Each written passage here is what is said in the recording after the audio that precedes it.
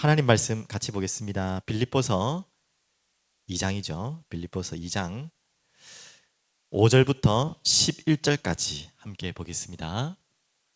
빌립보서 2장 5절부터 11절까지 다 같이 읽겠습니다. 너희 안에 이 마음을 품으라. 곧 그리스도 예수의 마음이니 그는 근본 하나님의 본체시나 하나님과 동등됨을 취할 것으로 여기지 아니하시고 오히려 자기를 비워 종의 형체를 가지사 사람들과 같이 되셨고 사람의 모양으로 나타나사 자기를 낮추시고 죽기까지 복종하셨으니 곧 십자가에 죽으심이라. 이러므로 하나님이 그를 지극히 높여 모든 이름 위에 뛰어난 이름을 주사 하늘에 있는 자들과 땅에 있는 자들과 땅 아래에 있는 자들로 모든 무릎을 예수의 이름에 꿇게 하시고 모든 입으로 예수 그리스도를 주라 신하여 하나님 아버지께 영광을 돌리게 하셨느니라. 아멘. 오늘 제목을 이렇게 잡았습니다. 케노시스라는 제목으로 이렇게 잡았습니다. 어려운 단어지만 아마 주일날 들으셨기 때문에 이해하실 줄 알고 있습니다. 오늘 조금 어려운 용어들이 있지만 오늘 특별한 날로 기억하시고 또 잘 이해하시면 좋겠습니다. 그래서 케노시스 지금 오늘 6절에서 11절까지 8절까지 특별히 케노시스고 6절부터 11절 이 전체가 이 바울이 이 빌립보 교회에 선포한 말씀이지만 아름다운 시로 그래서 카르멘 크리스티 그리스도를 찬송하는 영광의 시입니다. 오늘 이 그리스도께서 완전히 낮아지심과 또 그 낮아지심 이후에 또 높아지심을 동시에 설명하는 복음의 가장 핵심적인 내용이고 이 내용을 가지고 예전 초대교회 이후부터 많은 신학들이 이렇게 논쟁도 되었고 또 논쟁 가운데서 정리도 되어지고 특별히 제일 많은 그 이단이 나왔던 삼위일체 알죠? 그 삼위일체 이론이 정리되는 또 중요한 근거에 되는 구절이 되기도 합니다. 그래서 굉장히 또 논란도 많았지만 굉장히 복음의 핵심적인 내용을 이렇게 나타나고 있습니다. 그래서 오늘 신학적인 내용보다는 이 부분을 우리가 어떻게 붙잡고 갈 것인가, 어떻게 우리가 해석할 것인가가 굉장히 중요하죠. 그래서 결국 예수님의 종되심과 예수님의 승기 이 두 가지를 이야기할 건데요. 제가 목회자로 부름받았을 때 하나님께 받은 말씀이 마태복음 4장 19절 말씀이거든요. 나를 따라오너라 내가 너를 사람 낚는 어부가 되게 하리라. 예수님이 제자들을 부르셨을 때 그렇게 말씀하시고 그 말씀을 따라서 제자들이 따라왔죠. 제자들이 어떤 마음으로 예수님을 따라왔겠습니까? 그 본심은 다 모르지만 은혜죠. 예수님을 따라왔다는 거. 그것도 그냥 적당하게 따라온 것이 아니라 배도 그물도 하물며 요한과 야고보는 아버지까지 버리고 그렇게 따라왔다는 거예요. 모든 걸 다 내려놓고 따라왔을 때는 아마 그 당시에만 해도 이 제자들이 또 사람을 낚는 어부 얼마나 좋은 단어입니까? 사람을 낚는 어부 이 깊은 의미를 다 몰랐겠지만 저도 솔직히 사람을 낚는 어부라고 하길래 전도, 선교 맞습니다. 당연히 그 메시지인데 그것만을 기억하고 예수님을 따른다고 생각했지만 그거보다 더 전제된 게 있어요. 나를 따르라. 이제 그 뒤에 제자들에게 말씀하지만 나를 따르라. 사람 살리고 세계복음화 얼마나 좋습니까? 누구나 그 자리에 있고 싶죠. 근데 그 이전에 하나님께서 제자들을 따르라고 하신 이유는 어디까지 따르라는 거죠? 십자가를 따르라는 것입니다. 오늘 그 이야기죠. 아마 제자들이 그 말은 못 알아들었을 것 같아요. 그거 따랐겠죠. 못 알아듣던 증거 정말 따르라 하고 하는 십자가에서 다 도망갔잖아요. 맞죠? 그래서 저도 혹시 예수님을 따른다 하면서 목회자로 하나님 내가 하나님께 인생을 드리겠습니다 했는데 전도 선교 맞지만 그것만을 따르겠다고 고백한 것이 아닌지 제가 다시 돌아보는 시간이기도 하고요.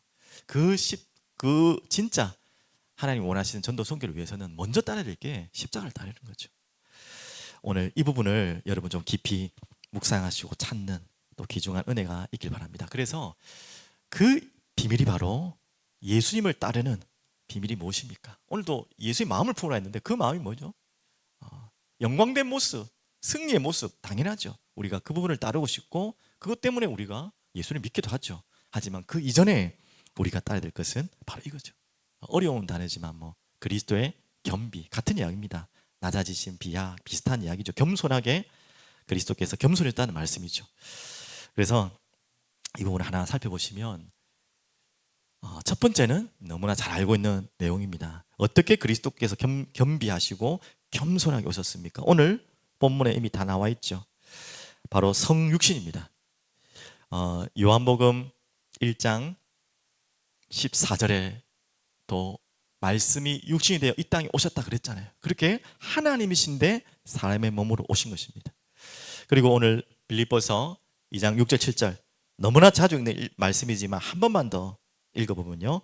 그는 근본 하나님의 본체시나 하나님과 동등됨을 취할 것으로 여기지 아니하시고 오히려 자기를 비워 종의 형체를 가지사 사람들과 같이 되셨고 라고 분명히 말씀하고 있죠. 성육신 완전한 복종 그 복종 아래 예수님이 오신 것입니다. 그래서 갈라디아서 4장 4절에서 5절에 보면은 이 율법을 만드신 분이 누굽니까? 율법을 제정하신 분이 하나님이시고 당연히 예수님이시죠. 그런데 그 제정하신 그분이 율법을 지키기 위해서 지키는 정도가 아니라 그 율법에 제한 받으시기 위해서 이 땅에 사람의 몸으로 오신 사건이 바로 그리스도께서 성육신 사건이죠. 그래서 갈라디아 4장 4절 5절 한번 보시면 이렇게 나옵니다.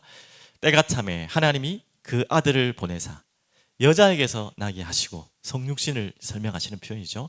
율법 아래에 나게 하신 것을 율법을 만드신 분이 그 율법의 한계 아래에 들어갔다는 거예요. 그러실 필요가 없는 분이 왜 그랬죠?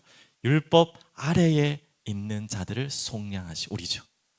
그 율법 아래에서 절대 그 죄 아래에서 나올 수 없는 우리를 해결하기 위해서 우리로 아들의 명분을 얻게 하려 하심이라. 이 목적이 예수 그리스도의 겸비, 겸손, 바로 성육신, 율법에 완전히 우리가 죽어야 될 우리가 거기에서 속량하시고 우리를 아들의 명분으로 아들의 신분으로 올리시기 위해서 그분이 우리에게 찾아오신 사건이 바로 이 어마어마한 성육신 사건입니다. 얼마나 지금 우리 간단하게 당연한 논리로 알고 있고 우리가 배웠던 거지만 얼마나 이게 복잡한 이야기인지를 몰라요. 이거를 신학적으로 논쟁을 하자면 정말 끊임없는 논쟁일 수 있어요. 하나님이신데 사람으로 오셨다? 일단 뭐 우리는 뭐 그렇겠지 하지만 이게 얼마나 복잡한 이야기입니까?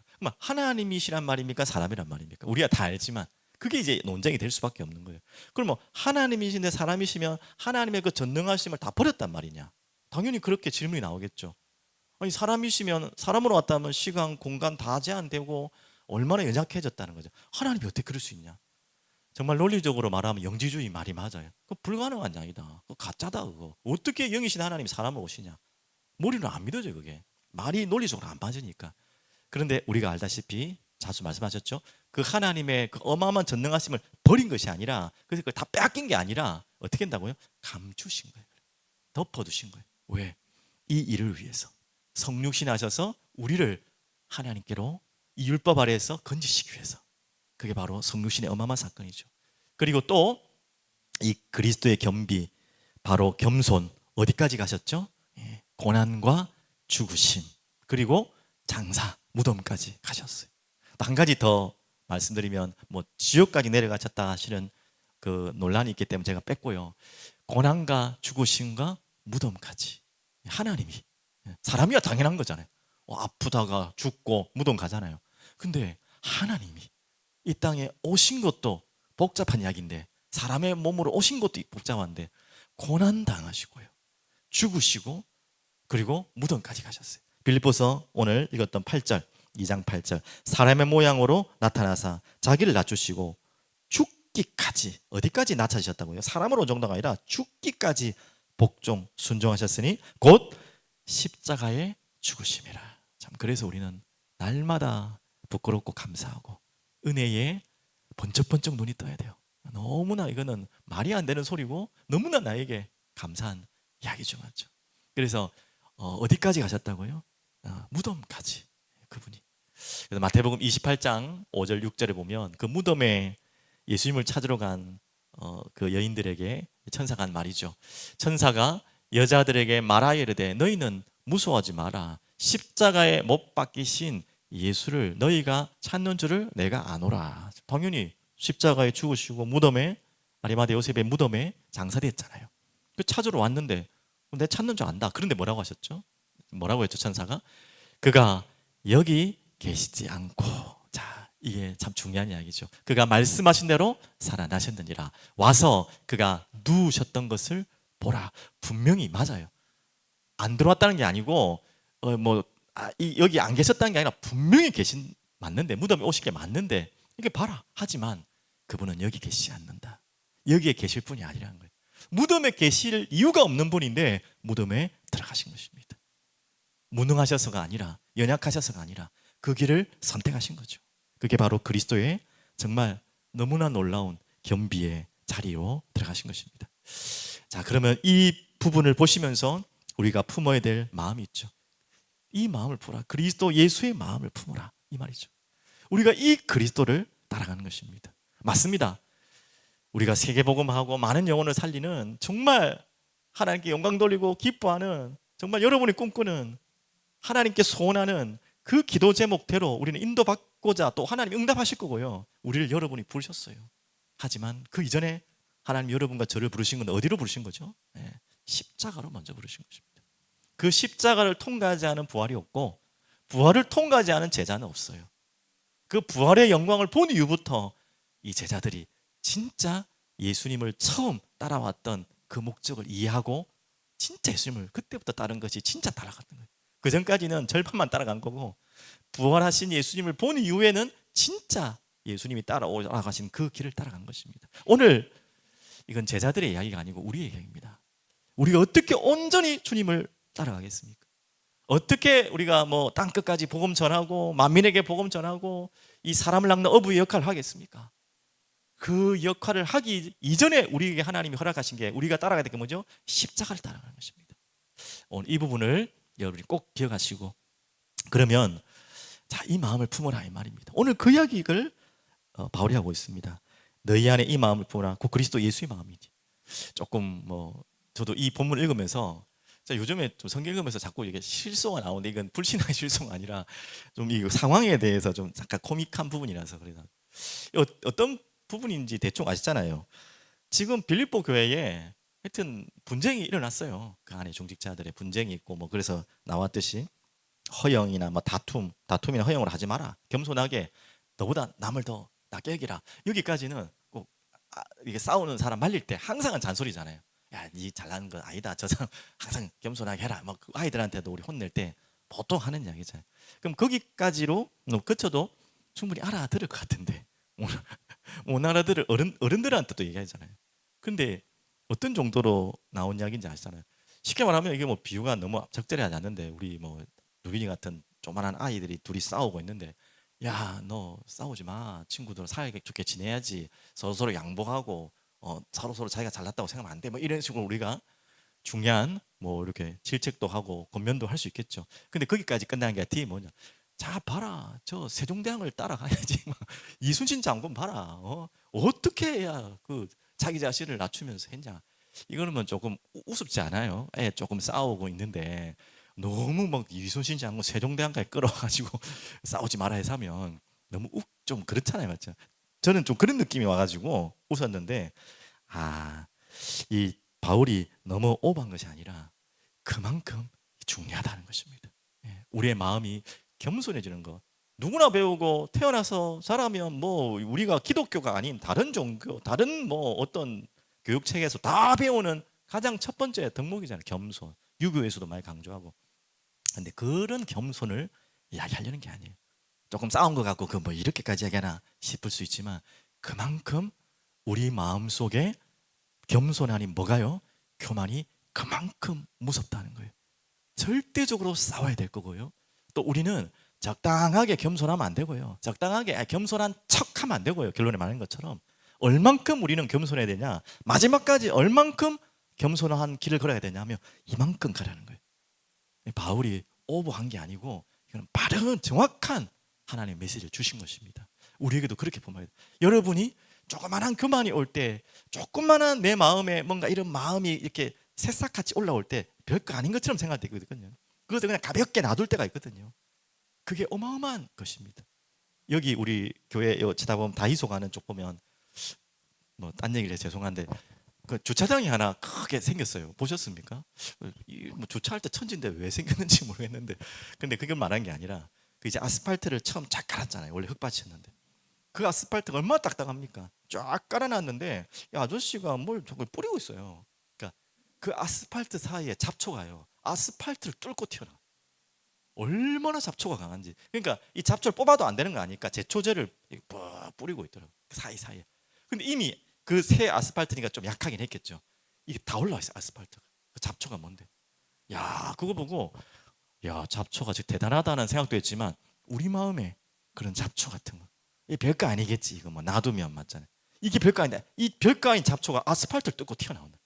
우리 마음에 이 작은 교만함, 작은 뭔가 이런 생각들이 그때는 잘 모르는데 어느 날 이게 이렇게 위험해질 수도 있어요. 그래서 이건 보통 이야기 아니죠. 그래서 오늘 이 부분을 여러분 마음에 좀 간절하게 담으시되 어떻게 품으라고요? 그리스도 예수의 마음을 품어라. 어떻게 품겠습니까? 자, 한번 이미 답을 다 우리가 찾았기 때문에 제일 먼저 우리가 그리스도 예수의 마음을 품으려면 그분이 내 마음에 있어야죠. 당연한 이야기죠. 그분이 내 마음에 그냥 생각나는 분 말고 내 마음을 완전한 주인이 되셔야죠. 그렇지 않고서는 우리는요 안 돼요. 소망 없잖아요. 다 알잖아요. 누가 소망이 있습니까? 그런데 소망이 있는 이유는 그분이 나의 주인 될 때부터 소망이 시작된 것입니다. 그분이 주인 되지 않는 모든 인생은 소망이 없어요. 그래서 바울이 고린도후서에 말씀한 거 아닙니까? 굳이 고난 받고 나서 죽을 만큼 내가 살 소망이 없을 만큼 힘들었는데 오직 하나님만 바라보게 하심이라 하는데 그 앞에다가 오직 우리를 죽음 가운데 살리시는 하나님만을 바라보게 함이라. 왜 굳이 꼭 그게 또 그 메시지를 내야겠습니까? 이유가 있어요. 우리는 항상 기억해야 됩니다. 우리는 죽어야 될 존재, 아무 소망이 없는 존재, 아무것도 일어설 수 없는 존재인 우리에게 그 죽음을 이기신 부활의 주님만이 우리의 소망이 되고 우리를 소망으로 이끄실 분이에요. 그 분이 우리의 주인 되는 사건 아시죠? 은혜로 말미암아 믿음으로 구원받는, 그래서 칭의 그러잖아요. 그래서 로마서 10장 9절 너무나 잘 알고 있는 본문 13절 또한 미리 조금 설명드리면 그 칭의 안에 들어가는 것이 뭐냐면 반드시 믿음으로 예수를 주로 고백하는 것이 저도 그런 착각을 많이 했는데 그 고백이라는 소리로 끝나는 게 아니라 반드시 그 마음 상태가 중요한 거예요. 이제는 그 마음 안에 뭐 있죠? 그리스도를 주인으로 모시려면 먼저 한 가지 할 게 있어요. 뭐가 없어요?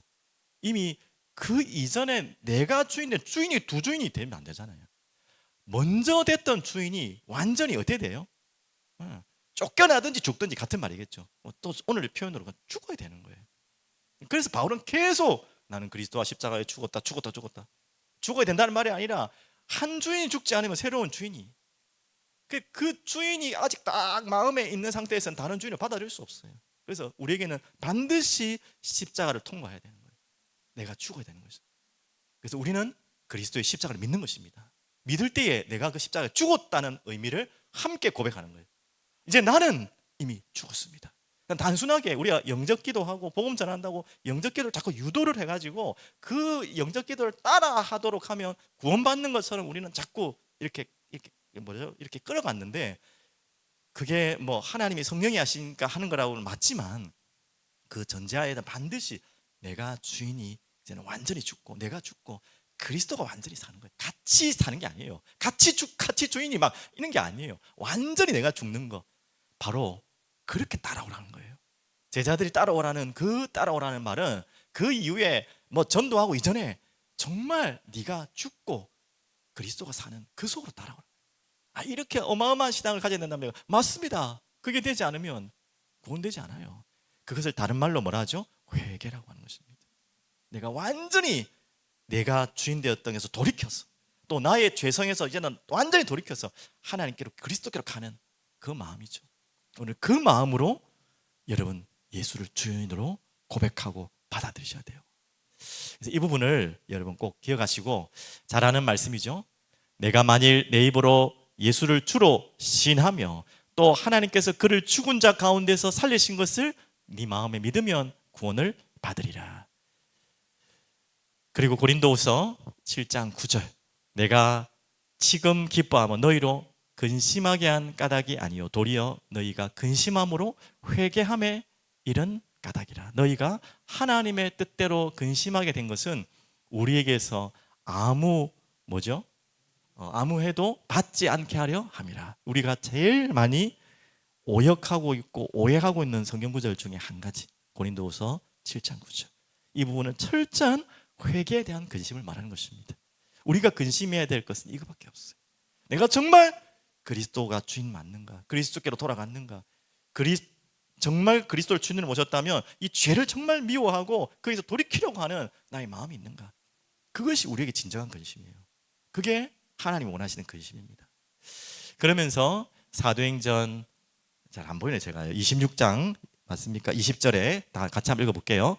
먼저 다메섹과 예루살렘에 있는 사람과 유대 온 땅과 이방인에까지 뭐라고 했죠? 회개하고 하나님께로 돌아와서, 그게 바로 회개죠. 회개에 또한 합당한 일을 하라 전함으로. 바로 이것이 회개입니다. 이제 내가 죽고 그리스도가 완전히 주인 되시고 이제 내가 그 이전에 지었던 모든 죽어야 될 죄에서 이제 십자가를 내가 치고 십자가를 통과하고 내가 완전히 죽고 이제 그 죄에서 돌이키는 그 회개와 함께 또한 구원받았고 회개했다고 끝나는 게 아니라 계속해서 회개에 합당한 일을 계속해서 하나님 앞에 간절히 사모하는 진정한 회개. 여기에서부터 우리 마음이 바뀌는 것입니다. 이 마음을 여러분들이 진짜 닮아가는 마음을 품으시기를 축복합니다. 그러면서 이제 두 번째죠. 우리는 그 칭의와 함께 닮아감, 이제 어려운 단어로 성화하는데 닮아가는 것입니다. 그래서 빌립보서 2장 12절 13절 이번 주일날 볼 말씀인데 한번 미리 보십시오. 한번 보시면 성경 펴놓으셨죠? 그러므로 나의 사랑하는 자들아 너희가 나 있을 때뿐 아니라 더욱 지금 나 없을 때에도 항상 복종하여 두렵고 떨림으로 너희 구원을 이루라. 당연히 우리가 구원을 이루어가는 주체는 절대로 아닙니다. 당연히 그런 의미가 아니라 이걸 바로 성화의 의미로 이해하시면 되겠습니다. 그래서 이런 비밀을 가지고 13절 너희 안에서 행하시는 이는 하나님이시니 자기의 기쁘신 뜻을 위하여 너희에게 손을 두고 행하게 하시나니. 자, 이 주체가 누구라고요? 우리에게 그 손을 주시고 주님께서 우리에게 뜻을 주신 그 하나님께서 우리에게 행하게 하실 것이다. 이게 바로 성화에 대한 중요한 메시지입니다. 이 부분을 가지고 우리는 그리스도를 계속 따라가고 그냥 따라가는 게 아니죠. 닮아가는 거죠. 따라가면 닮아가게 돼 있겠죠. 당연히 맞죠. 그래서 스승과 제자의 관계는 메시지만 받는 관계가 아니라 삶의 관계예요. 또 우리는 메시지를 받으면서 삶을 같이 배우는 거예요. 우리는 그리스도의 메시지만 받으러 온 것이 아니라 그러면 그리스도께서 하늘에서 메시지만 던지고 가시면 되지.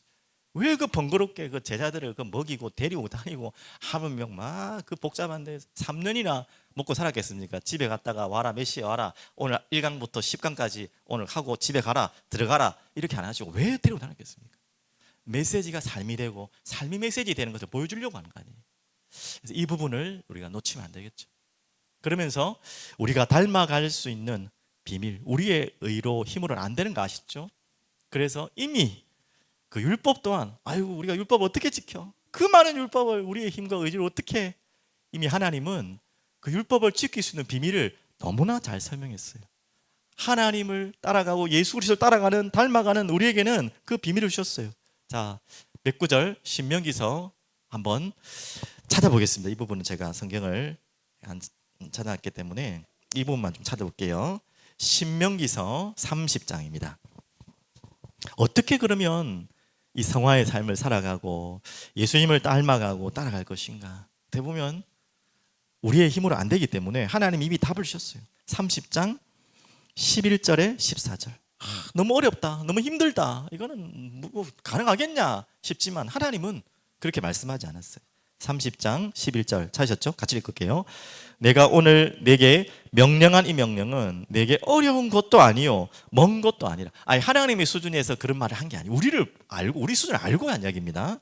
12절 하늘에 있는 것이 아니니 내가 이르기를 누가 우리를 위하여 하늘에 올라가 그의 명령을 우리에게로 가지고 와서 우리에게 들려 행하게 하랴 할 것이 아니요 하늘에서만 할 수 있는 그런 거 아니다. 그런 뭐 어마어마한 건 아니야. 멀리 있는 거 그런 거 뭐 힘든 거 아니야. 13절 이것이 바다 밖에 있는 것이 아니니 네가 이르기를 누가 우리를 위하여 바다를 건너가서 그의 명령을 우리에게 가지고 와서 우리에게로 들려 행하게 하려 할 것도 아니니라. 우리 착각하죠. 꼭 하늘에 가야지만 지킬 수 있는, 뭐 바다를 한번 건너야지만 할 수 있는 그런, 정말 우리에게는 불가능한 것 같습니까? 아니라는 거. 14절 오직 그 말씀이 내게 매우 가까워서 내 입에 있으며 네 마음에 있은즉 내가 이를 행할 수 있느니라. 답을 주셨죠. 행할 수 있는 답을 이렇게 찾으라는 거예요.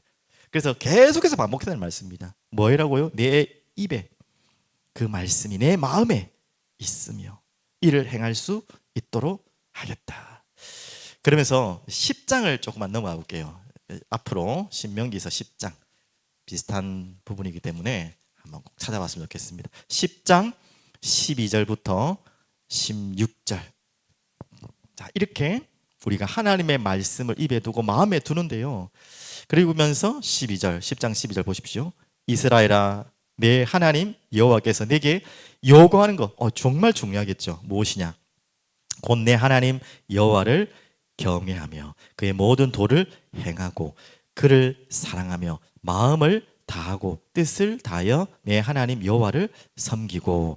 13절 내가 오늘 내 행복을 위하여 네게 명하는 여호와의 명령과 규례를 지킬 것이 아니냐. 참 재밌죠. 하나님의 영광도 있지만 너의 행복이다, 그게 바로. 그리고 14절 하늘과 모든 하늘과 땅과 그 위에 만물을 본래 내 하나님 여호와께 속한 것이로되 여호와께서 오직 내 조상들을 기뻐하시고 그들을 사랑하사 그들의 후손인 너희를 만민 중에서 택하셨음이 오늘과 같으니라. 그러면 16절 중요하죠. 그러므로 너희는 마음의 할례를 행하고 다시는 목을 곧게 하지 말라. 참 중요한 이야기죠. 마음의 할례. 이 마음에, 원래 육신의 할례도 이미 명령하셨는데 마음의 할례. 자, 이 말씀이 결국 어떻게 성취되죠? 에스겔서 저기 나와 있는 것처럼 36장 25절 27절에 이번에 우리 결론에 받은 말씀이잖아요. 우리의 마음이 단단한, 굳어 있다는 말은 그 교만한 마음, 말씀을 들을 수 없는 상태, 이런 교만한 마음이 이제는 부드러운 마음으로. 오늘 우리가 이 하나님의 성령이 임하여서 진짜 하나님 말씀 앞에 있을 때에 하나님이 이렇게 어려운 거 아니야. 그렇게 복잡하고 힘든 거 아니야. 하늘에서만 지킬 수 있는 그런 거 아니야. 바다를 건너야지만 되는 게 아니야. 너에게 주는 건 너무 쉬운 거야. 그리고 너를 행복하게 하는 거야. 너를 족쇄고 어렵게 하는 게 아니라 너를 행복하기 위한 것이야 라고 하나님은 말씀하고 있어요. 그러면서 내가 너희를 이렇게 사랑한다. 그래서 너도 나를 사랑해라. 그러면 되는 거야. 어려운 거 아니야. 근데 정말 어려운 이유는 뭐냐면 하나님을 사랑하지 않으면 어려운 정도가 아니라 불가능한 거예요. 맞죠? 그것만 우리가 기억하면 되겠죠. 이렇게 우리가 있다면 닮아가는 거는요, 닮아가려고 안 해도 돼요. 그분을 사랑하고 그분의 말씀이 내 입에서 내 마음에 떠나지 않으면 자연스럽게 닮아가고 있어요. 그리고 우리에게는 이제 성령 하나님께서 그 속으로 우리 이끄신다는 거. 오늘 이 부분으로 우리가 이 그리스도의 마음을 품는 여러분 되시기를 간절히 축복합니다. 그리고 마지막 결론으로 말씀드리면, 자, 이거의 끝이 아니라 그랬죠. 그리스도의 케노시스, 낮아지심, 정말 겸비가 끝나는 것이 아니라 그 이후에 바로 오늘 또 빌립보서 2장 이후 부분이죠. 몇 절입니까? 9절부터 보시면, 이러므로 하나님이 그를 지극히 높여 모든 이름 위에 뛰어난 이름을 주사 하늘에 있는 자들과 땅에 있는 자들과 땅 아래에 있는 자들로 모든 무릎을 예수의 이름에 꿇게 하시고 모든 입으로 예수 그리스도를 주라 시인하여 하나님 아버지께 영광을 돌리게 하셨느니라. 바로 이제 그리스도의 승기, 좀 어려운 단어인데 승기라고 합니다. 그래서 이 승기에는 5가지가 있는데요. 첫 번째는 아시다시피 부활이죠. 어떻게 해요? 죽음으로 끝난 것이 아니라 부활입니다. 부활은 제가 설명해도 여러분 너무나 잘 아시죠? 바로 이 구원의 길이 정말 맞구나. 그 구원의 길의 증거가 바로 부활이죠. 그분이 죽음을 이기신 것처럼 우리 또한 죽음을 이길 수 있는 길이고요. 그분이 살아나신 것처럼 우리가 영원히 살 수 있는 바로 길이 바로 그 증거가 바로 부활입니다. 또한 그분은 부활로 끝난 게 아니죠. 승천하셨어요. 구속사역의 완성을 말하는 것이죠. 그리고 하나님 나라를 다스리는 이제 그 말이죠. 그리고 왜 올라가셨습니까? 그래야 또 성령을 보내시기 위해서 승천하셨죠. 그러면서 이제는 어디 계신다고 성경에 나와 있습니까? 믿는 자들과 함께 하지만 당연한 건데요. 하늘 보좌 우편에 계신다 그랬죠. 그것은 진짜 이제는 오늘 말씀처럼 통치자로 모든 이름을 예수 앞에 무릎 꿇게 하시고 이 하나님의 나라의 통치자로 이 그리스도의 일을 계속해서 이루어가시고 이루셨고 우리를 또 이루어가도록 또 돕고 계시죠. 그러면서 이분은 약속대로 재림하실 것입니다. 인간을 또한 완전한 부활로 또 성도를 하늘나라로 들리게 하시기 위해서 그리고 이 상을 주고 심판하기 위해서 이제 공의 하나님의 완성을 위해서 이렇게 하시죠. 이런 부분들이 이제 하나하나 일어나게 되는 것입니다. 그러면 마지막 이제 결론으로 말씀드리면 이제 우리가 좀 적용해야 될 중요한 답입니다. 이제 우리가 왜 겸손해야 되는지 낮아져야 되는지에 대해서는 더 이상 설명 안 해도 되고 또 어디까지 낮아져야 된다는 말이냐. 진짜 겸손한 척하고 남들이 볼 때 좀 이제 고상하게 보이는 정도로 싸우지 않을 정도로 겸손하란 말이 아니죠. 오늘 어느 정도 겸손하란 말이죠. 그리스도의 마음을 품을 만큼 그리스도를 따라갈 만큼 그리스도를 닮아갈 만큼 우리는 겸손해져야 되는 거죠. 바로 그게 칭의와 성화죠, 맞죠? 그러면 그게 끝이 아니라 반대로 그렇지 않을 경우 아까 뭐 잡초 이야기 조금 했지만 야 그게 얼마나 무서운 것이죠. 그걸 참 저 같으면 경험이 없어서 그냥 잡초 놔두겠는데 그래도 경험이 있는 분인지 알고 그 구석구석에 조그마한 잡초를 다 제초제로 제거하더라고요. 다 들어서 그렇겠죠. 얼마나 이 잡초가 무서운 걸 아니까. 그냥 가만 놔두면 그냥 아스팔트 다 뒤집어 버리겠어요. 그냥 다 일어나겠어요. 그만큼 무서운 게 잡초입니다. 그러니까 우리가 그걸 모르면 놔둬버리잖아요. 그냥 아이고 뭐 저 많이 뽑아버리든지 그럼 없어질 줄 알고 아니거든요. 뿌리가 얼마나 깊습니까? 그래서 오늘도 우리 새벽에 말씀 나누는 것처럼 이 교만의 뿌리가 나도 모르게 보이지 않게 서서히 자리 잡아서 그것이 열매 맺으면 감당할 수 없어요. 그게 열왕기상의 이야기들입니다. 그 시작은 어떻게 보면 공교롭게도 솔로몬의 말기에서부터 왔죠. 계속 이어지는 시작이 되는데요. 근데 이제 북이스라엘의 이 너무나 대표적인 인물 여로보암, 열왕기상 뭐 제가 다 안 찾겠지만 14장, 16절, 15장, 30절에 보면 정말 섬찟섬찟한 이야기가 오늘 새벽에 보셨죠? 나와요. 이 여로보암이 죄를 지어서 하나님이 얼만큼 싫어했냐면 이 여로보암 자신도 죄를 지었지만 그래서 하나님이 이스라엘 버렸다 했어요. 그 여로보암 죄 때문에. 그리고 또 더 하나님이 무서운 경고이자 여로보암의 죄를 굉장히 싫어하셨냐면 자기도 죄를 짓고 또 그 백성들을 죄 짓게 했다는 거예요. 그게 너무나 무서운 거죠. 이게 죄의 속성이죠. 근데 그 여로보암으로 끝나는 게 아니에요. 그 다음 계속 왕들 바이사도 똑같은 그 이야기를 해요. 여로보암의 길로 갔고 여로보암처럼 자기도 죄를 지었고 이스라엘을 범죄하겠다. 시므리 왕도 그래요. 똑같은 내용이에요. 오므리 왕도 그래요. 계속해서 이 작은 불신앙 같고 작은 교만 같지만 바로 이것 때문에 어떻게 보면요 이 모든 죄가 들어오는 이 교만이라는 게 그만큼 무서운 거예요. 그래서 오늘 아까 이야기한 것처럼 이 부분을 여러분 정말 가볍게 여기지 마시고 하나님 앞에 나와서 기도하시고 또 돌이키시는 여러분 되시기 바랍니다. 그 교만의 모든 시작은 그가 자기 마음대로였어요. 자기 마음대로, 그의 생각대로, 자기 마음대로. 우리는 언제나 그런 유혹이 와요. 자기 마음대로. 거기에서 우리는 완전히 돌이키고 어디로 돌아야 됩니까? 하나님의 말씀대로. 이 차이입니다. 겸손해야 될 이유는 바로 이겁니다. 우리가 하나님의 말씀대로 갈 것인가, 자기 마음대로 갈 것인가. 그거에 대한 결과는요 아무도 감당할 수 없는 결과가 오는 것입니다. 오늘 이 부분을 여러분 마음에 딱 담으시고 기도하며 엎드리시는 귀한 오늘 밤 되시기를 축복합니다. 우리 함께 기도하고 찬양하는 시간 가지겠습니다. 전능하신 하나님, 오늘 이 밤에 저를 부르셔서 또 그리스도의 비하와 겸비와 또 그리스도의 높아지심과 승기를 말씀으로 확인케 하시고 우리에게 보여주신 주님의 이유를 알게 해주시고 정말 우리가 날마다 이 교만이 얼마나 무서운 것인지를 알고 그 교만으로 오는 죄에서 우리가 돌이키며 싸워야 될 이유를 찾게 하여 주시옵소서. 날마다 하나님의 은혜가 필요한 겸손한 그리고 완전히 하나님 앞에 무릎 꿇을 하나님의 사람들로 우리를 인도해 주시고 이 그리스도를 따르는 우리들을 통해서 사람을 낚는 어부가 되는 것을 보게 하여 주시옵소서. 하나님께서 정말 그리스도를 닮은 제자로 우리를 세우시고 또 그와 같은 제자들을 자꾸 세울 수 있도록 우리를 인도하여 주시옵소서. 예수 그리스도 이름으로 감사하며 기도드립니다. 아멘.